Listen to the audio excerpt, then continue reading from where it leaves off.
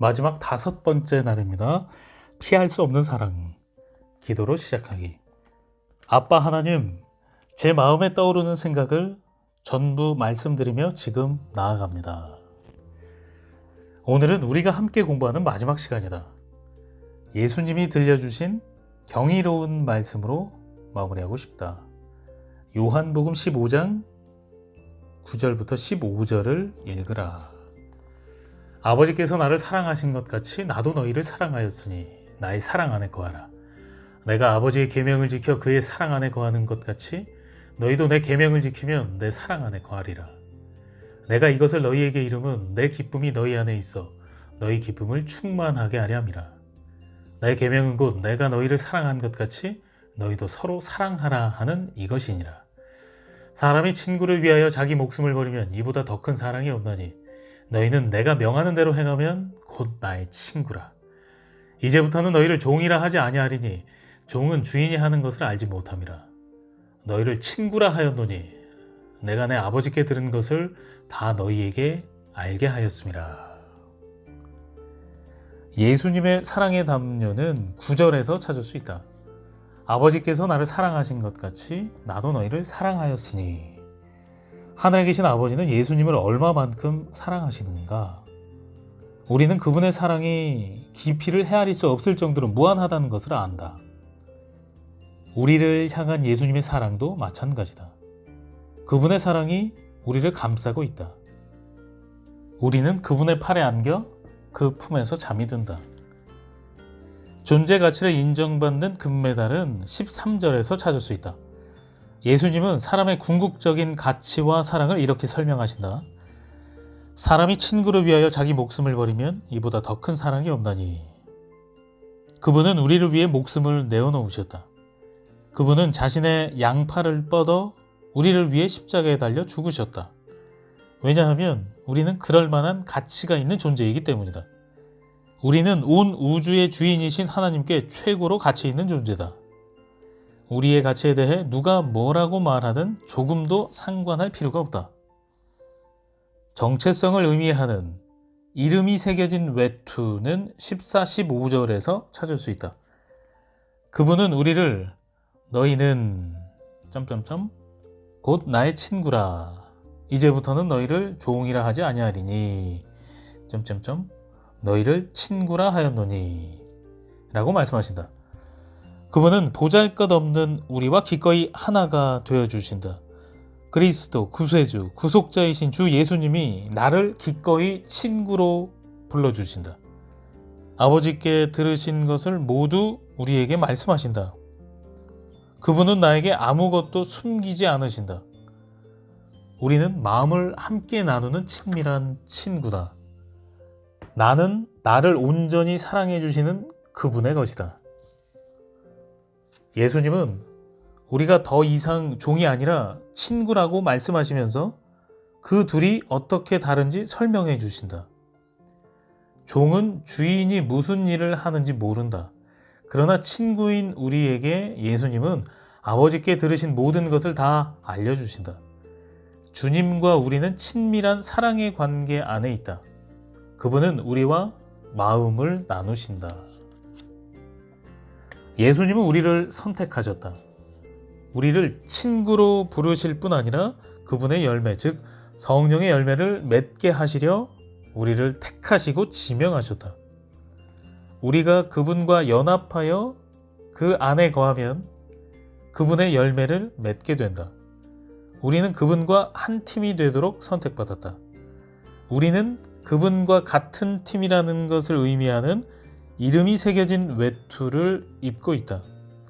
그리고 그분은 경기의 작전 계획을 우리에게 일러주셨다.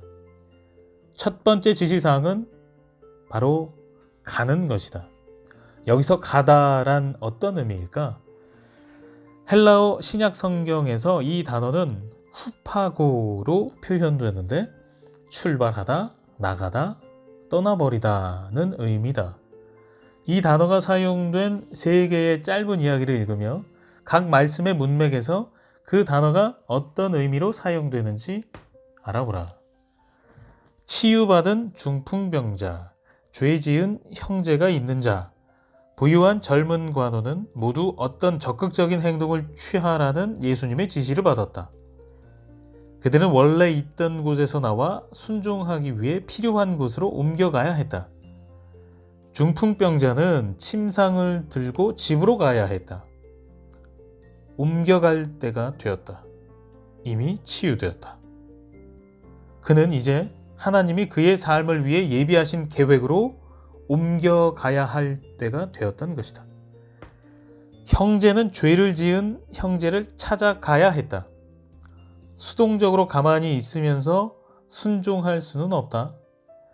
그는 자신이 있던 곳에서 나와 주님이 그의 삶을 위해 예비하신 계획으로 옮겨가야 했다. 부유한 젊은 관원은 가서 자신의 소유를 팔아야 했다. 지금까지 살아온 옛 가치관을 그대로 고수하면서 예수님이 내미신 손을 잡을 수는 없었다. 자신이 있던 곳에서 나와 그의 인생을 향한 하나님의 계획에 순종해야 했다. 중풍병자는 가기로 선택했다. 그러나 부유한 젊은 관원은 그렇게 하지 않았다. 당신은 기꺼이 가서 영원한 열매를 맺겠는가? 당신은 자신이 있는 곳에서 나와 하나님이 당신을 위해 예비하신 계획으로 옮겨가겠는가? 요한복음 15장 16절은 우리에게 단순히 가라고 말씀하지 않는다. 가서 열매를 맺게 하고 또 너희 열매가 항상 있게 하여 라고 말씀한다. 우리 뒤를 이어 태어날 다음 세대를 생각해 본 적이 있는가? 잠시 동안 우리의 손자, 증손자, 그리고 그들이 낳을 자녀들을 마음속에 그려보자. 자녀에게 무조건적인 사랑을 보여준다면 그들도 자신들의 자녀에게 그 사랑을 보여줄 것이다. 그렇게 믿음의 계보가 만들어질 것이다. 우리가 주 하나님을 마음과 뜻과 영혼을 다해 사랑한다면 우리 자녀들도 우리처럼 그렇게 주님을 따를 것이다. 열매가 항상 있는 모습이 보이는가? 역사상 지금처럼 확고한 부모 역할이 필요했던 때는 없었다. 예수님의 포도나무 생명을 통해 더욱 풍성히 열매 맺는 어머니들이 지금처럼 필요한 적은 없었다. 이 도전에 응하겠는가?